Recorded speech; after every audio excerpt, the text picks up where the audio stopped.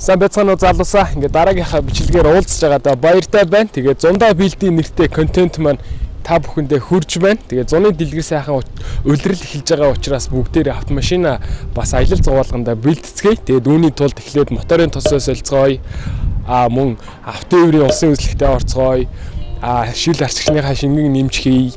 Агаар шүүгчнийхаа фильтрийг солиё. За тэгээ даатгал хийлгэе.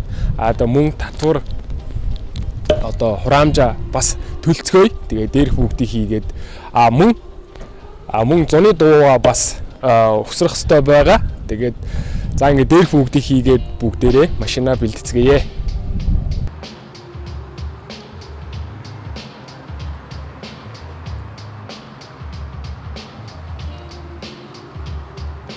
За сайн байцгаана залуусаа. Тэгээ зундаа бэлтийн контент мөн үргэлжилж байна. Энэ удаад бол моторынхоо тосыг солиулж байна. Тэгээд миний хувьд Шунхлаа компани оруулж ирдэг Philips 66 брендийн Shield 20W50 гэдэг тосыг сонгож байна. Тэгээд та бүхэн маань бас өргөнөөр үйлчлүүлээрэй. Тэгээд энэ бол дэлхийн брэнд. Миний сонголт бол Philips.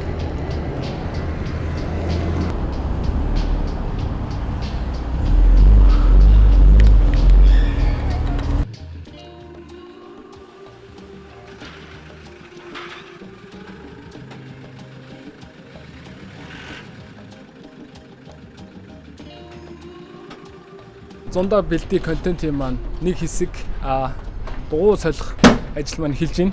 Тэгээд би бол масс үйлчилгээг авч байна. Дуудлагаар дугуй засварын тусламж үйлчилгээ үзүүлдэг. Тэгээд манай массынхаа маань дөнгөж сая ирээд одоо дугуйгаа солих гэж байна. Тэгээд өнгөрсөн жилийн 12 сард өвлийн дугуйгаа тавьсан бичлэг маань та бүхэн санаж байгаа бол яг ийм үйлчилгээ авч хийсэн. Гэхдээ тэр нь бол одоо суурин төхөөрөмж дээр хийсэн бол одоо явуулын ийм төхөөрөмж дээр та бүхэндээ хийж үзүүлэх гэж байна. За явуулын төхөөрөмж маань хөдөлгөөн төхөөрөмж маань энэ машин бэлгээтэй байт юм байна. Тэгээ та бүхний хүссэн газар очиж дугуйны үйлчилгээг үзүүлэх боломжтой.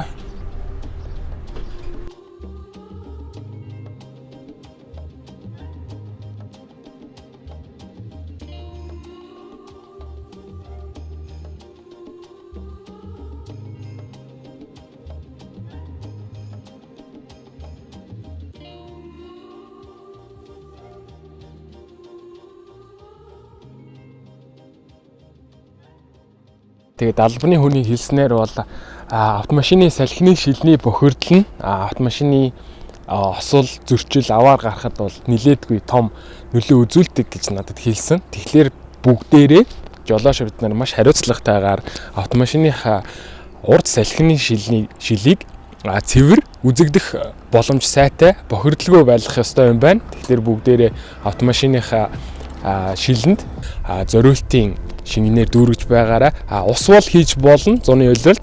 Гэхдээ ус бол арилгах, цэвэрлэх чадвар нь бас хангалттай сайн биш учраас та бүхэн яг зориултын шингэнийг нь бол хэрэгжилж байгаараа гэж хэлмээр байна. Бүгдээрээ хамтдаа миний машинд нэг шингэний хийцгээе. Тэгээд автомашиныхаа шилийг урд шилийг цэвэрхэн байлгацгаая жолооч нараа гэж уриалмаар байна.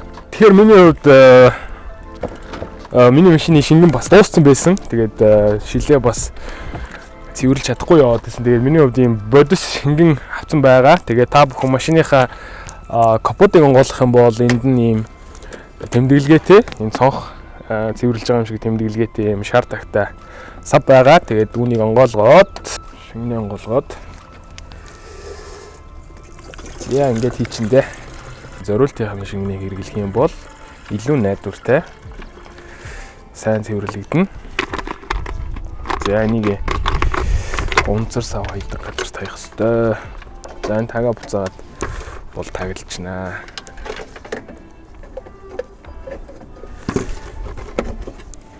Зя. Энд нэг юм болт олж ирэх юм байна да. За капота хачи. За зундаа бэлтийн контент маань үргэлжилж байна. Тэгэхээр одоо автотээврийн хэрэгслийн техникийн хяналтын үзлэгтээ орох гэж байна. Тэгээд жилд нэг удаа ордог, улсаас шаарддаг. Тэгээд тэр үзлэгтээ бол орох гэж байна. Би энэ доктор дээр ирсэн. Тэгээд докторын хажуудлын үзлэг дээр орох гэж байна. Тэгээд сая нэг ийм имийн сан авлаа. машинда. Тэгээд энэ зүйлийг хэрэглэх шаардлага бити гараасай гэж би хүсэж байна. Гэхдээ улсаас ингээд заавал машинд байх ёстой гэж шаардж байгаа учраас сая худалдаж авлаа. Тэгээд ослын гурвалжангаа бол авсан байгаа. Тэгээд анхраа, запас дугуй бүх зүйлүүд нь байгаа. Тэгээд зуны аялалд гарахад бол ер нь одоо бэлэн болж байна. Тэгээд та бүхэн маань ч гэсэн бас машина үзлэгт нь оруулж амжаагүй бол бас оруулаарай гэж хэлмээр байна. Очролж байна. Тэгээд өргөжлөе да. Одоо тээврийн хэрэгслийнхаа хяналтын үзлэгтээ орчлоо. Тэгээд асуулгүй сайхан тэнцээ гараад ирсэн. Тэгээд минь хүн маань бас улсынхаа үзлэгт хамрагдаарай гэж хэлмээр байна. Машиныхаа аюулгүй байдлыг жилд нэг удаа шалгуулж авах нь бол маш зүйтэй шүү гэж хэлмээр байна. Тэгээд ерөөсөө очр дугаар маш багатай байлаа. Тэгээд асуулгүй байлаа.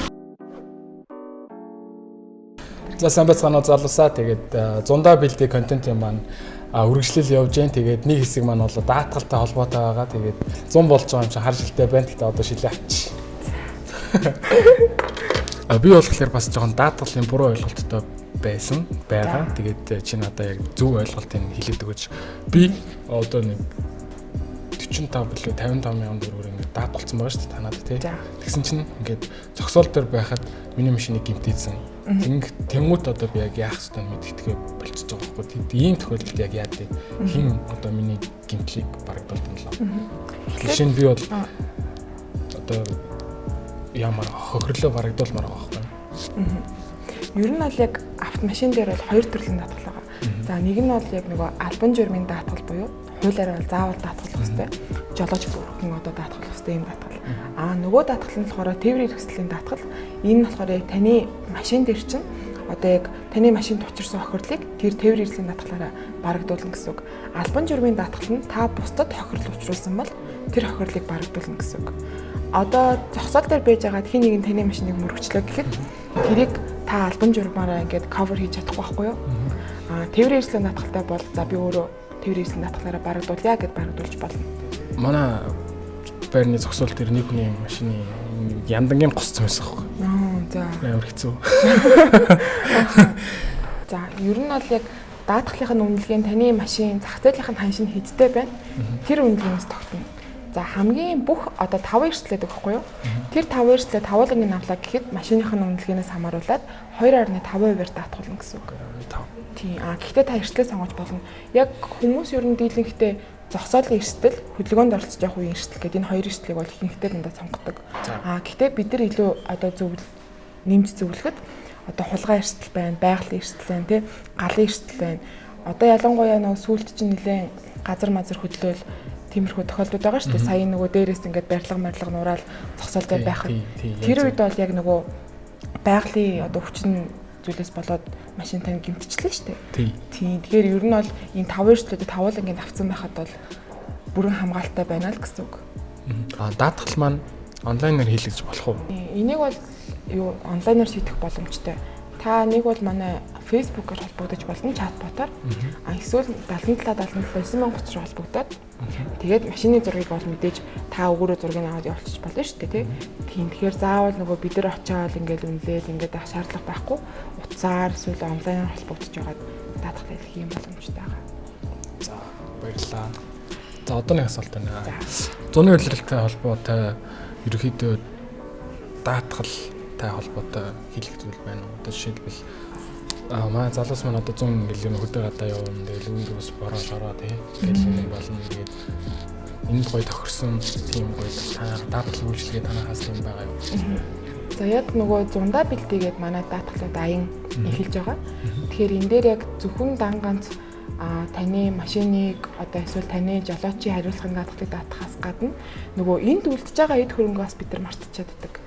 Яваад ирсэн чинь дээд айлаас нь ус гоочсон ч юм уу те ийм байдал бол гарахыг бол үгүйсэхгүй. Тэгэхээр энийг ингээд бүх эрсдлүүдийг хамруулсан ийм багц даатгалын бүтээгдэхүүнийг бид нар зах зээлд одоо хэрэглэгчдэд санал болгож байгаа гэсэн үг. Тэгэхээр одоо нэгсний санаа амар даатгуулах гэдэг шүү дээ, тий? Нөгөө аялдаа явах гэдэг. Тэгэнгүүт за Герман ингээд ок болчлоо. За миний машин маань ок болчлоо. За тэгэнгүүт нөгөө хамт явж байгаа хүмүүсийн бас амь насны асуудал бас яригдана. Магадгүй одоо хол замд явлаа гэхэд нэг нь бэртэж гэмсдэг ч юм уу те. За нэг машинд бол за дээдлэн нэг 4 хүн суулаа гэнгүүт нөгөө 4 зорчигчийн хамт одоо гинтэй хослон даатгалыг бас хийгээд өгч чинь. Тэгэхээр айгүй юм хүртээмжтэй багцлсан ийм даатгалын бүтээгдэхүүнийг бол санд болгож байгаа утсандаа бэлтгэхэд. Тийм биш үү, залуусаа гоё сонирхоор тэгээ даатгал ер нь маш чухал. Тэгээд би бол өмнө яг даатгалынхаа ач тусыг бол гаргаж ирсэн. Тэгээд тийм учраас ингээд даатгалын одоо чухлыг мэддэг. Тэгээд танаа даатгалыг зорж ирсэн. Тэгээд маш гоё мэдээлэл авлаа. Баярлалаа мэдээлэл өгсөнд. Тэгээд амжилт хүсье. Амжилт хүсье. Тэгээд одоо би чинь танаа даатгалын бүлгийн дээр очиод даатгалаа хийх тийм. За баярлалаа залуусаа. Тэгээд та бүхэн бас даатгалын үйлчлэгийг аваарай. Тэгээд би бол Монирэ даатгалыг сонгож байгаа. За тэгэхээр одоо бүгдээрээ автомашиныхаа агаарын хоолойны фильтрийг сольно. Тэгээд энэ бол автомашины моторын идэлгэнд хэрэгтэй. Мөн агаар цэвэр одоо хурдан шуурхаа хөдөлгөөрлөө орсноор бензин зарцуулалтыг бол багасгадаг гэж би ойлгодог. Тэгэхээр та бүхэн маань агаарынхаа ширүүлгийг бас жилдээ нэг юм уу 2 удаа солих ёстой.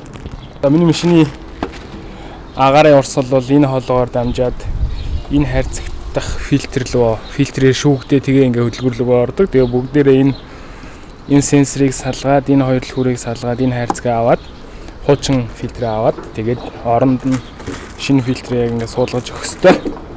Шинэ фильтрээ өсөрчлээ шүү.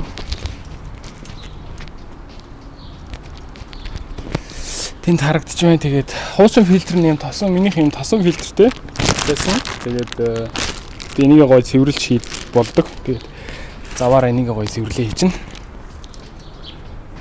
За залуусаа тэгээд энэ удаагийн контент миний хүрээд дуусч байна. Тэгээд 100-аа бэлэн боллоо.